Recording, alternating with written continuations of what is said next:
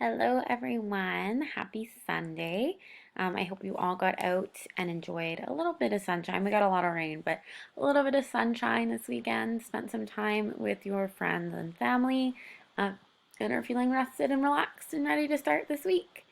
This is your week 7 update for EFP online learning. Kind of crazy to think that we've been at it now for 7 weeks and that there is a bit of a change coming, and that pretty soon there is going to be an opportunity for some students to return to school. I won't speak too much to that right now, but I did just want to update you and let you know that we're thinking about it, teachers, principals, EAs, and that we're talking about it, and that we do have a plan that's being put in place. And when I know more, I will let you know more. So keep an eye on that from me, as well as emails from the district that'll go out to your parents, guardians, and yourself about the option to potentially return to school for some one-on-one support with your teachers. That being said, I do want to say the return to school is the decision, and it's a personal decision that you'll make with your parents and guardians. And I just want you to know that it's your decision either way, and either way, I support you. So if you decide to stay home, I'll continue to support you with your learning. If you decide to return to school, I'll continue to support you with your learning. So don't feel like I'm pressuring you one way or another, because I'm not. You're going to have my full support no matter what. So yeah, you and your families will make the decision that's best for you, and we'll go from there. But anyways, week 7 learning update. There's not much new on the agenda, guys. Again, we've been kind of motoring through. It all looks pretty much the same, and it's working really well for a lot of you. A lot of you are producing really awesome work. So we're going to keep up the way that we're going.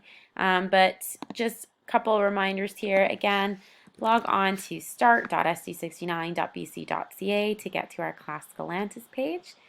And then you will log on to English First Peoples 10 Semester 2, and you'll get to the homepage. So a couple things to think about. As always, guys, weekly check-in sign up. This is going to look a little bit different starting the week of June 1st, which will be the first official week that students are going to have some sort of an option to return to school. So my time will be divided a little bit differently. It looks like it'll be half online and then half in person. So I probably won't have full days to dedicate to check-ins with you all. But again, I will update you when I know more. Tuesday, May 27th, sign up for your check-in. It can be a call, it can be a video chat. There's lots of you who still need to sign up, so please do that. Remember, check-ins are really important because it's an opportunity for you to ask me questions about what you're doing, to discuss any issues that you might be having, for me to give you some feedback on some of the work that you're handing in, or for me to kind of point you in the right direction about what you can be doing next. I know that, and for some of you, it's still really overwhelming, the online stuff and assignments piling up, and so checking in with me is just a way for you to solidify, okay, this is what I need to be working on for English 10 this week. So yeah, please do that. As always, super important, great time for us to chat. And let's go back to Stellantis here. Down at the bottom in those little boxes, there's a couple different interesting things for you to think about. So how to create a Google folder for your independent projects. Remembering you should be finished your work from before spring break, and now you've chosen an independent project to work on. I will speak to the fact that I don't expect you to finish all 3 independent projects, and some of you are working on other projects on top of that for me. So the idea is that you pick a project and you work on it. I give you feedback along the way, and we go from there. Some of you will complete an independent project and move on to the next. Some of you will work on the same independent project the whole time, and that's okay, because I'm looking at different big ideas for the course, as well as the ability to design, to create, to plan, lots of different curricular and core competencies mixed into these projects. That don't necessarily require you to complete all 3. So if you're kind of feeling crunch time, oh my God, I have to get my projects done. I'm only done the first one, or I'm only working on the first one. Don't worry about it. I'm doing it very much as like a universal design for learning. So I'm tailoring what works for each and every one of you. So again, if you have any questions or you're feeling worried, shoot me an email. I can help you out and help you move on from there. So yeah, how to access independent project materials. Remember, you need to check in with me. I'll share a Google folder with you. It'll have everything you need. And then how to view teacher feedback. So for those of you who are working on independent projects, you know that you share your Google folder with me, and then I can go in and give you feedback on the work that you're doing for all of your projects. And again, you should be finished the work from before spring break working on those projects. The other big piece for our learning guys is the weekly writing opportunities. These, I kind of want you to treat them like your learning journals. So in your learning journals, I'll give you maybe a reflection question or some questions about a certain theme or topic, and you write them in your learning journal, and I go back and I'm able to assess your ability to reflect on these various ideas or topics, etc. So this week, if you go into, again, back on Stellantis, if you go to the top of our screen into the discussion forum, you will find all of the weekly learning opportunities or writing opportunities. And again, there's 7 here. And this week we're looking at week 7. And we're actually focusing on the idea of oral traditions. Oral traditions are incredibly important in Indigenous communities and Indigenous history when it comes to learning and knowledge and sharing knowledge. Kind of cool to think in our society, in Western society, it's so typical to write things down. You have a recipe that you really like, you write it down so that you remember it, or you write it down so that you can pass it on to someone else. You're in class, you're taking notes. The teacher's giving you information and you're writing it down as a means to remember it. But traditionally in Indigenous communities, things weren't written down.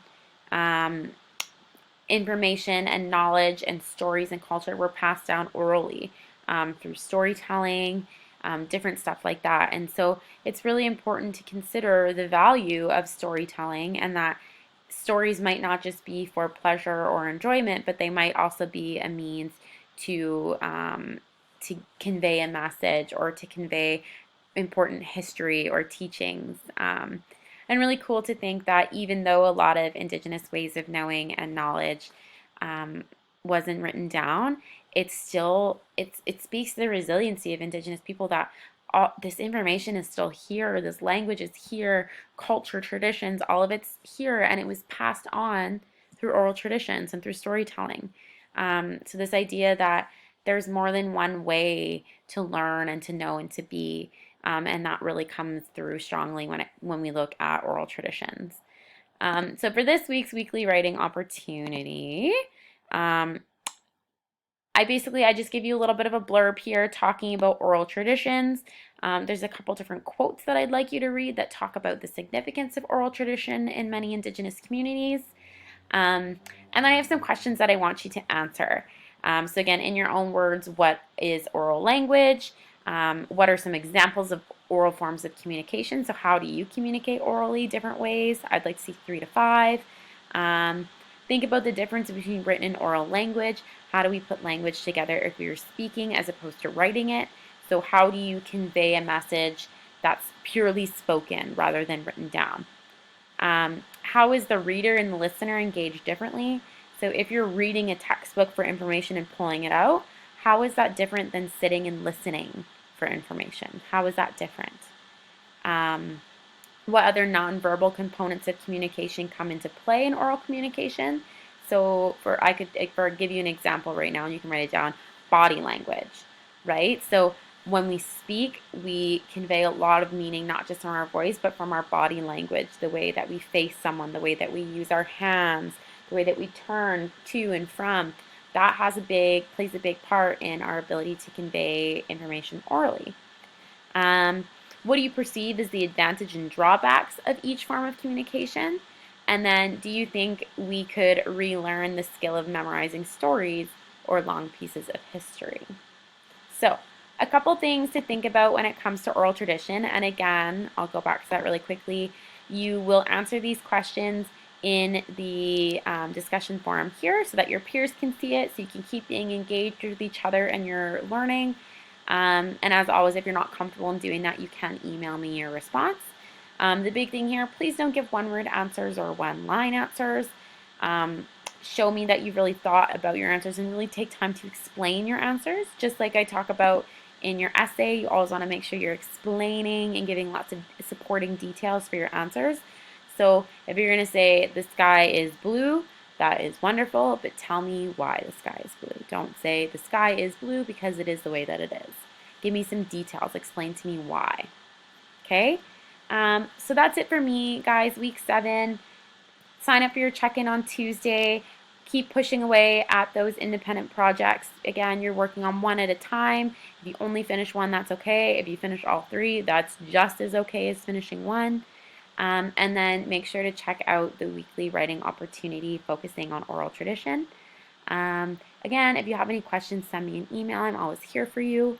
And one more time, I just want to preface that I know that things are changing and some of you may be starting to feel uncomfortable or hesitant or not know what to expect with this potential return to school. But just remember that whatever decision you and your family makes, I support that and I support you 100%, and that I will be here for you to continue this learning journey. I'll talk to you soon, guys. Take care.